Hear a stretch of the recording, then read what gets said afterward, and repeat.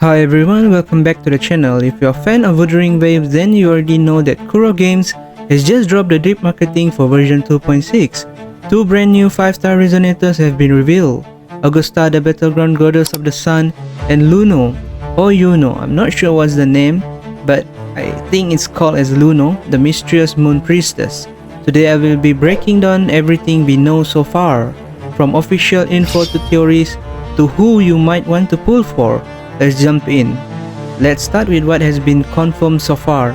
Augusta is described as the A4 of Septimon, wielding a massive broadband. It's not broadband, it's broad-blade and infused with electro energy. Her visuals scream regal and divine power. Lightning dances around her blade and she's covered in golden sun motifs. Then we have Iuno, her counterpart, cloaked in cooler tones with a crescent moon theme. Her weapon appears to be a large crescent gauntlet, and her element isn't immediately clear, though many suspect to be arrow.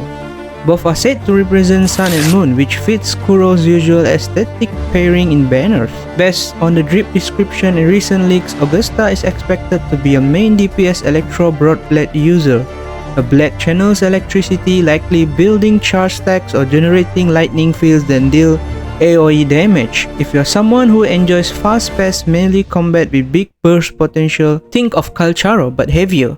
Augusta might be a top DPS choice. Now Iuno is a bit more ambiguous. Her design suggests Glacio at first glance, but leaks points to Arrow as a true element.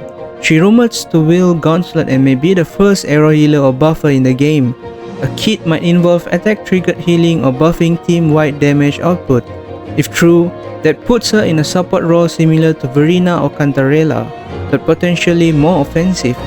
Here's the big question, who should you pull for? If you're free to play or saving resources, it's best to wait for their full kit reveals, likely coming just before version 2.6 drops.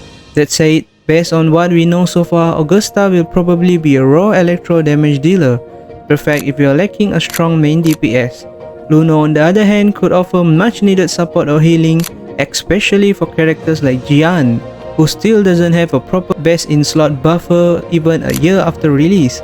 Some leaks even suggest Iuno could boost Arrow team significantly, which will change the entire meta for characters like Zani.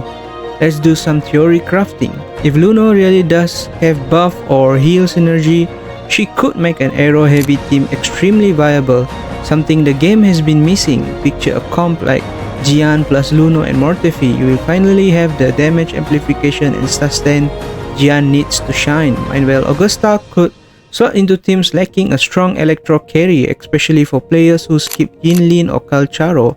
But to be honest, I don't think so anyone will be worried about skipping Calcharo, right? He's like one of the most easiest to lose 50-52.